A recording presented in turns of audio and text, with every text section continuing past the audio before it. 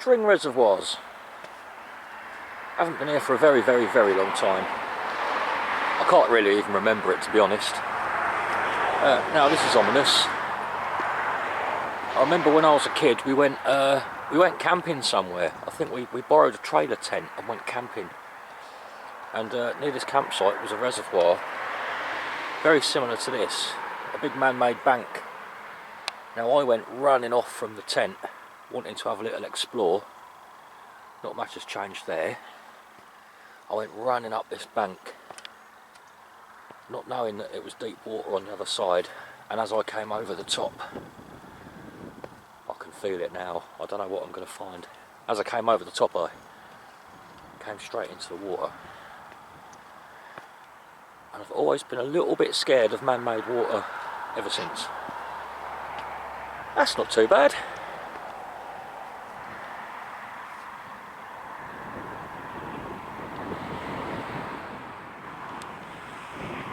There's Batman. Oh no, it's a cormorant. This is a very, very popular birding spot. There's a few hides dotted around. Probably pass a couple on the way. Just over there, you can't really see it. It's hiding behind Pitstone Hill. Just over there behind Pitstone Hill is my beacon. Now, this isn't a reservoir. Actually, there's 3 of them, or 4. These aren't reservoirs for drinking water. They were put here to feed the Grand Union Canal, which runs just over there. So that's where I want to go first.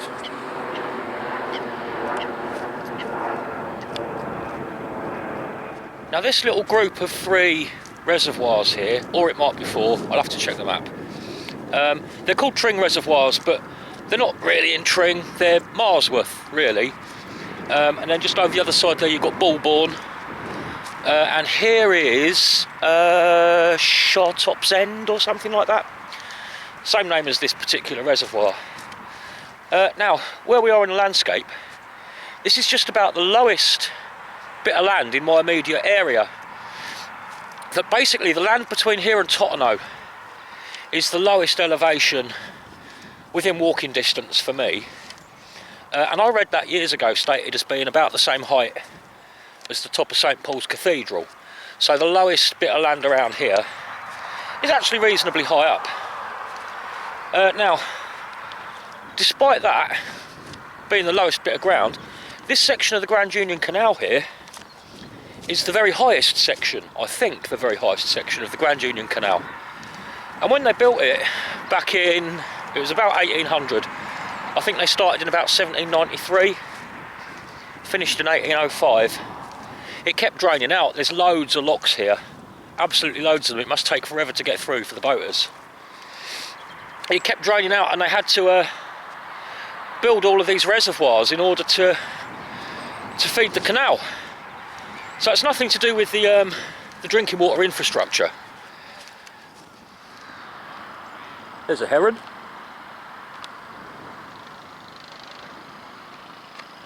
I was wondering about the engineering of this place because the canal just runs along there, we're nearly there, and I was kind of expecting to see some sort of really simple overflow system. The way they built these reservoirs was they basically diverted a lot of local springs and streams and dug this out. I'd presume this was an ex-chalk pit. I don't think it is at all. It was purpose built for the canal. They diverted all of these streams and springs, which really, really peed off a lot of local watermill owners because it put them out of business immediately. The industrial bigwigs behind building the canal system thought it would be absolutely fine just to divert these people's water and their livelihoods. But that's what they did, and it started to fill up in here. And I was expecting to see some sort of simple overflow system where water could just overflow into the canal, gravity fed basically. That doesn't seem to be the case. We're going to end up over there somewhere, and there is a place called Tringford I'd imagine, Tringford pumping station, which manages the water between the various reservoirs and the canal over there. We might get to see one of the stream inlets down there, actually. I'm hoping to stumble across it. So yeah, it's all pump managed, which got me thinking, because of course back in 1805, when this came into use, they wouldn't have had big electric pumps, but of course they did have steam, didn't they? They would have had steam pumps, I would imagine. We'll go and have a look over there later. I just tried parking down there on my way in. It was going to cost me £4, but it's contactless only. That little machine down there, it's contactless only, and I haven't got a contactless card. So I ended up just went out in the car park, drove down the road, and there's a free lay-by down there. And I'm still within walking distance of the Angler's Retreat for when I'm done. Right, here's the canal then. Grand Union Canal. It runs all the way from Birmingham down. From here it goes down through Buckinghamshire into the western side of London. And then in London it joins up with all the other canals, obviously. So yeah, I was fully expecting to see little grills and overflows all the way along. Oh look, there's a... must be part of the management. Don't ask me what. That looks like a sluice gate, doesn't it? So have we got something down below here? No, I can't see any grills or anything.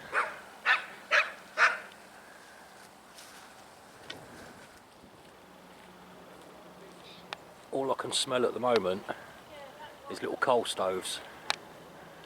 I guess it's not coal, it's probably that clean city coal stuff these days, isn't it? But that brings back some memories of when I used to live down in Leytonstone, living off wood and coal. Smells lovely, I think.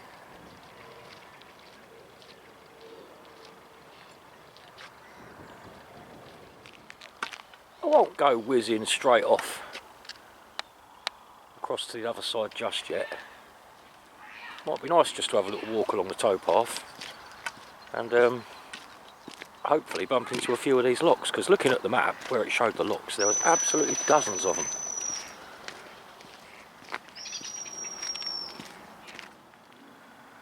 I think that one's burning old pallets. I haven't got bread. That's the dumbasses who just walked off and left me standing here dealing with you lot. I've got none. Sorry, mate. I wouldn't give you bread anyway. It's not good for you. Oh, bit of argy-bargy. Couple of mallards fighting over a hen. 2 hens. Lucky fella. Oh, hang on. She don't like him. She don't like her either. Who's the stroppy one?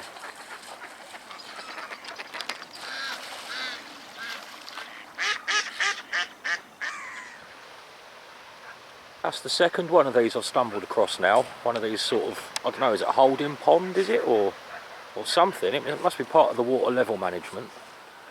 Sitting here between the reservoir and the first of the locks that I've come across. You can see from here actually how many locks there are. We've got one here, and then just around the corner there, not even 100 metres away, there's another one. And then just off round the corner, there's another one. Loads of locks in really quick succession. And from down here actually, next to the canal, you can see the difference in the water level between them. Whoa. Pretty steep for a canal. I'm not surprised when they say that it's the highest point of the Grand Union Canal. And look here, we're not upstream, uphill here. And obviously those two along there are even higher. Now look, if you check the level on the other side of this lock, Jesus, look,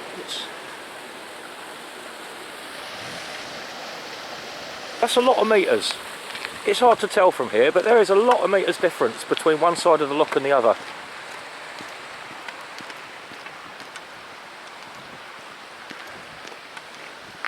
Big old drop.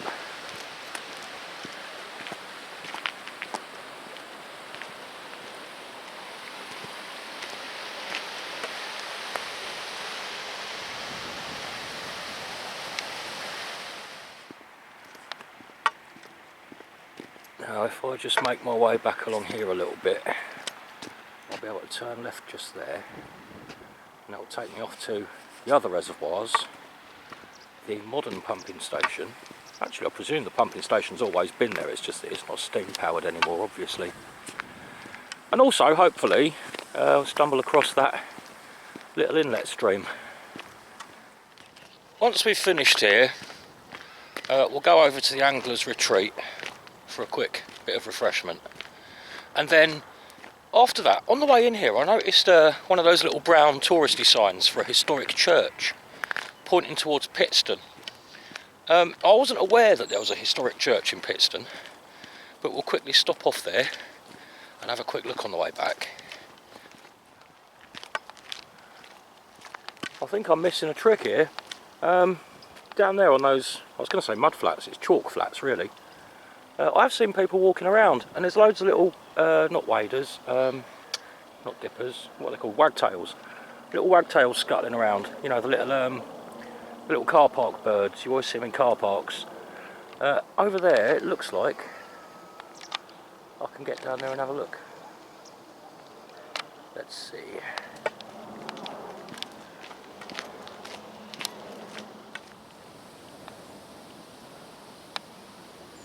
They've got some really extensive reed beds here. I wonder what could be living in there. And does anybody know what this foamy stuff is that you see? You see it on rivers, you see it on reservoirs, you see it all over the place. That's not actually too bad. Sometimes it's really thick and horrible. I don't know what it is though. We've got a little runoff overflow here between the two reservoirs. That one's at a much higher level than the one behind there, where I'm just going to go and have a walk around on the chalk. When it gets to a certain level, you see it spills over here. Don't know what that stuff is. Under the footpath. Oh look, there's some big clumpy bits, look. Nasty. And that flows off down there. Maybe I'll follow that actually, rather than the footpath. Why not?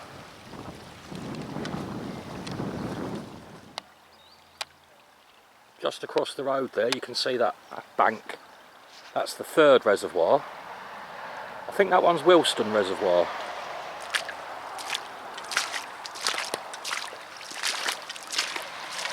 God, I'll tell you what. These Altberg Defenders, they're literally as waterproof as wellies, but they just happen to be very comfortable and warm at the same time.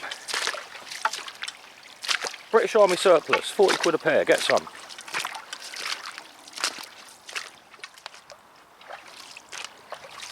Oh, nice. Here we are. Whoa, that is very deep, very soft mud, look. My stick just went in before it hit chalk. It's about 60 centimetres. Right, I want to watch where I'm treading here. I'm going to stay in the water. Oh no, I'm not going to stay in the water. I'm not going to stay in the water. Oh, wow, that is soft mud all the way down here. This side's marginally better. Yeah, look, I'm not the first. Right, good job, I bought the stick. Wow, it's just sunk right down again.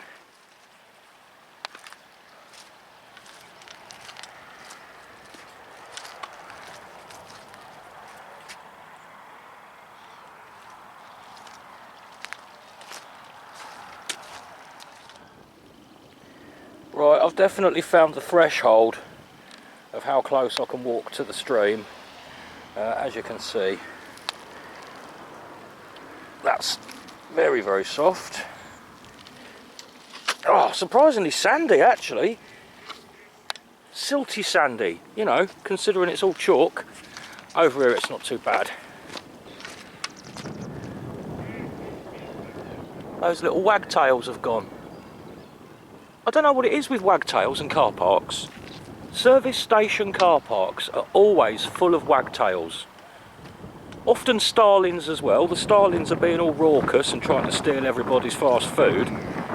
Oh, here we go. Oh, I've got too close again. Look, we're sinking. Gonna have to. Oh, no, I can't. It's too deep. Right, I have to go back and round. Yeah, those little wagtails. I don't know what it is they love about service station car parks, because they don't seem to be scavenging the fast food like the starlings do. They just run around bobbing their tails all cute and happy.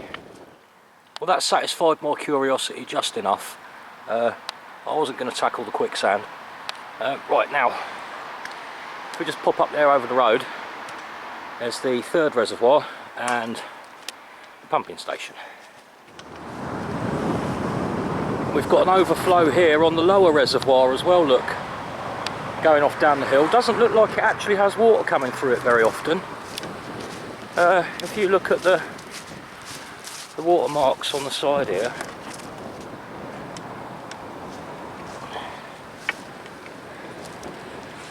you just about kind of see there where it seems to come up to fairly regularly, but nowhere near enough to flow out of here at this time of year.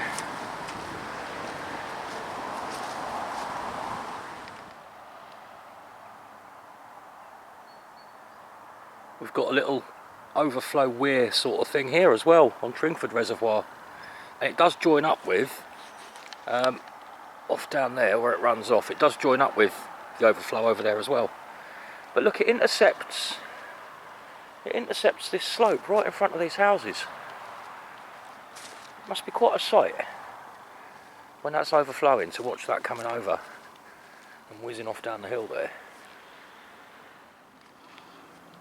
I was just thinking I've not seen a single red kite today, which is really unusual, but I just spotted one over there. I've got a theory on the success of red kites over the last couple of decades, well, over the last few decades, because they were persecuted very nearly to extinction by gamekeepers and whatnot hundreds of years ago, but they were reintroduced and they've done really, really well. They're booming. Now, I reckon the reason for that is they're carrion feeders, they're scavengers, mostly. They will occasionally take, you know, if the opportunity arises, they'll take a vole or a mouse or a baby rabbit or a frog or something like that. But generally, they eat stuff that's already dead. Now, I see so many kites around here, not just in the sky, but also feeding on roadkill. You get a lot of roadkill around here. Deer, badgers, foxes, rabbits, the lot. Now I wonder if the recent success of red kites is all down to the amount of roadkill that we produce for them. Just a thought. Actually, this far westerly stretch next to Tringford Reservoir is really nice. Much more secluded. It's nice over there, but loads of dog walkers and families and tourists. This is quite nice and out of the way here. I think we're just coming up to the pump station.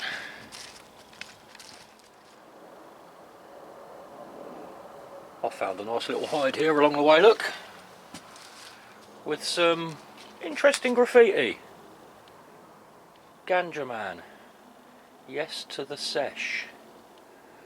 Oh look, there's a name here next to Ganja Man. It would appear that my niece has been here. Surely not. And I find myself reliably informed that Harry Trimmer is a nonce. Well, I'm glad to see it serves the local teenagers as well as it does the twitchers. Right, let's continue.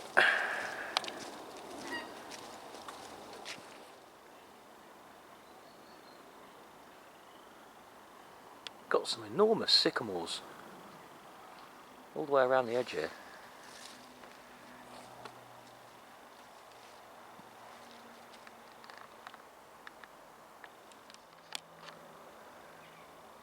It'd take 4 people to span that.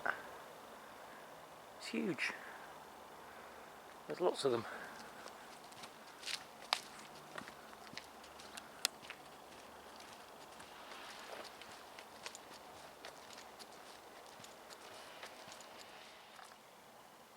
There we go then. There's the old pumping house, the pump station. Those vans belong to the Canal and Rivers Trust, which I think used to be British Waterways. It looks of the era, doesn't it? It looks almost like an old workhouse. Those great big long windows there and the high ceilings. I bet there's only one story in there. That could well have housed those massive great big steam powered pumps.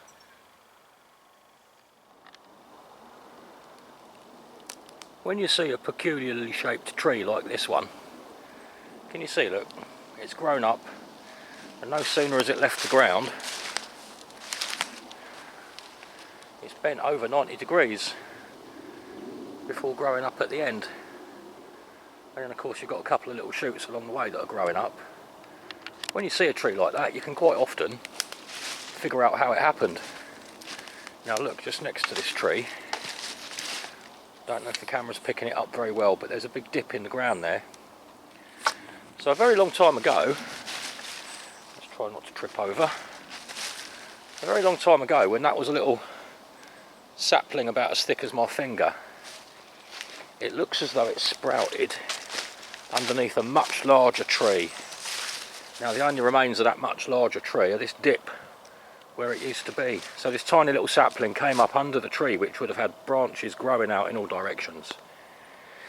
And it went along under those branches looking for light. And that's obviously where the edge of the boughs of the bigger tree were, because that's where it's able to grow upwards. Now the big tree's long gone, but that little one is left sitting there, looking very weird.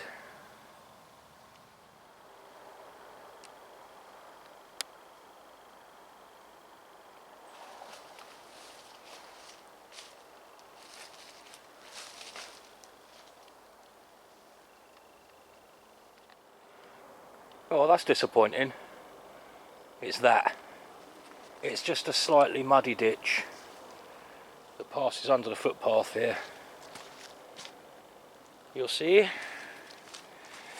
comes down from the fields up there. It's dry at the moment. Look, somebody's got a lovely little orchard here, look. It runs down there. Completely dry at the moment. Okay. That's everything off the list in terms of what I wanted to see at the reservoirs. So, oh, there's one more, the pub. There we go, look, my beacon.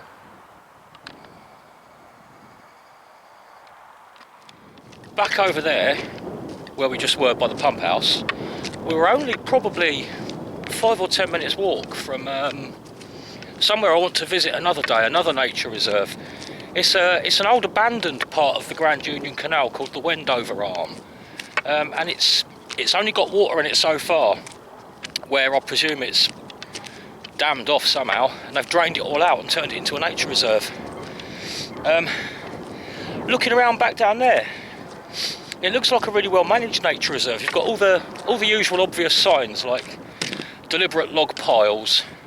And there was a lot of very recent looking native planting going on.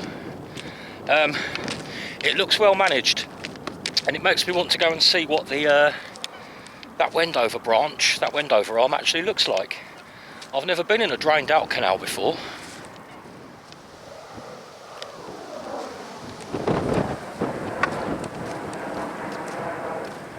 Nearly at the pub. I could do with a few of those big boulders in the garden and on the allotment. I reckon I could just about get Big Sue's through the gate down there. I know where to come. Right, I'll keep saying it. Pub.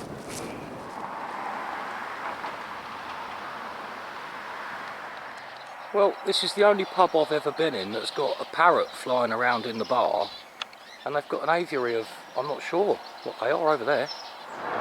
Sorry about the traffic noise. I'm very nearly out of battery, I can see, so I'm not going to do the church today. We'll do that another time, that church at Pitstone. I've got a lovely pint of Tring Brewery Side Pocket for a Toad, this one's called. Really good light ale though. And this is a nice pub as well. It's definitely got a sort of a boozer, village boozer feel to it. All the other pubs around here have been tarted up to the nines. This one's actually really nice and small and friendly feeling, and they've got parrots flying around in the bar, which is always a bonus. There's a pub just the other side of the reservoir called the Grand Union Junction Arms or something like that. I went in there once and it is poncy as hell. Everybody in there, it's all skinny jeans, pointed shoes. The blokes have all got enormous comedy, trendy beards with little fiddly waxed tashes. Not my sort of place at all. And I seem to remember like the cheapest beer was about £7. So I'm not going to go in there. This is a nice little pub. I thought that was an interesting walk. I didn't realise that Tring reservoirs were solely for the purposes of topping up the Grand Union Canal. I'd always presumed they were, you know, part of the water drinking infrastructure. And the old pump house, that was interesting to see. I'd like to do a bit of research and find out maybe what sort of old steam engines they did originally have in there. Anyway, that's it, enough for today. I'm going to run out of battery. I'll see you soon. Take care.